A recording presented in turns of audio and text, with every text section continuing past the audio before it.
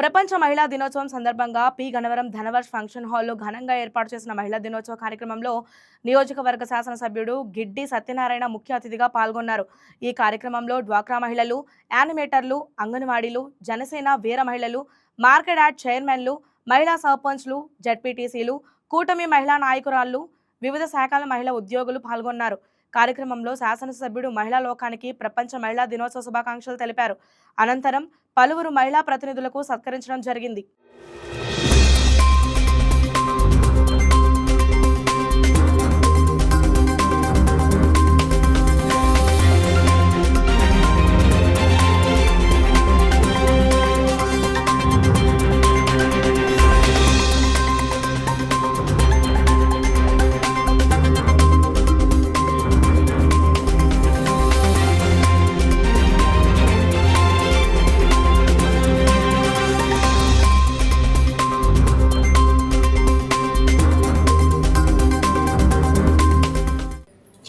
Doctor BR Ambedkar Konaseema జిల్లా P Gannavaram నియోజకవర్గం.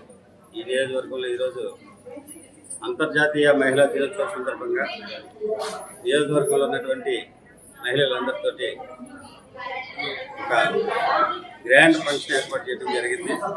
దీంట్లో నియోజకవర్గంలో ఉన్నటువంటి డ్వాక్రా మహిళలు, ఆశా వర్కర్లు, అంగన్వాడీ వర్కర్స్ మరియు నియోజకవర్గంలో ఉన్నటువంటి ఉమెన్ ప్రజాప్రతినిధులు వీరందరితోటి సమావేశం ఏర్పాటు చేసి వీరందరినీ సత్కరించడం జరిగింది.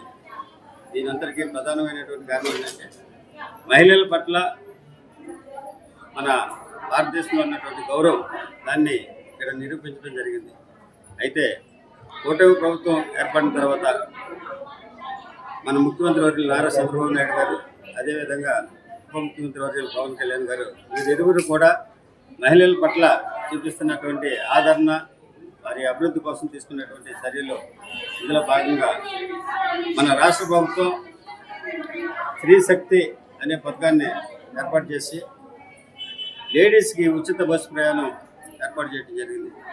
దానివల్ల వీళ్ళు ఎన్నో పనులు స్వయంగా ఇతర ప్రాంతాలకు వెళ్ళి తన పనులు చేసుకోవడం జరుగుతుంది. అంతేకాకుండా డ్వాక్రా మహిళలకి లోన్ల రూపంలో కానీ వారికి కొన్ని రాయితీల విషయంలో కానీ ఎన్నో కల్పించి వారి అభివృద్ధి కోసం పాటుపడుతున్నటువంటి ప్రభుత్వం కూటమి ప్రభుత్వం.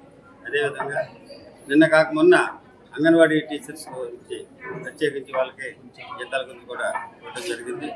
ఈ విధంగా స్త్రీల యొక్క అభివృద్ధి కోసం ఎంతో పాటుపడుతున్నటువంటి మన కూటమి ప్రభుత్వం తరఫున వారికి ప్రత్యేకమైనటువంటి ధన్యవాదాలు తెలియజేస్తూ, మహిళలు ఈ భారతదేశంలోనే కాదు ప్రపంచంలో ఎక్కడైనా సరే మహిళలు వారు లేకుండా ఏ పని కాదు.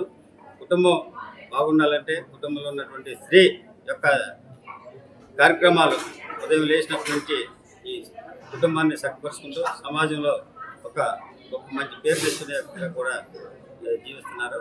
అటువంటి స్త్రీలు ఉంటేనే కుటుంబం, సమాజం, దేశం బాగుపడుతుందని సందర్భంగా తెలియజేసుకుంటూ ఈరోజు ఈ నియోజకవర్గంలో ఉన్నటువంటి మహిళలందరినీ కూడా మంచి వారికి గౌరవప్రదంగా ఉండేటట్టు సత్కరించి వారికి ఇక్కడ కార్యక్రమం చేయడం జరిగింది.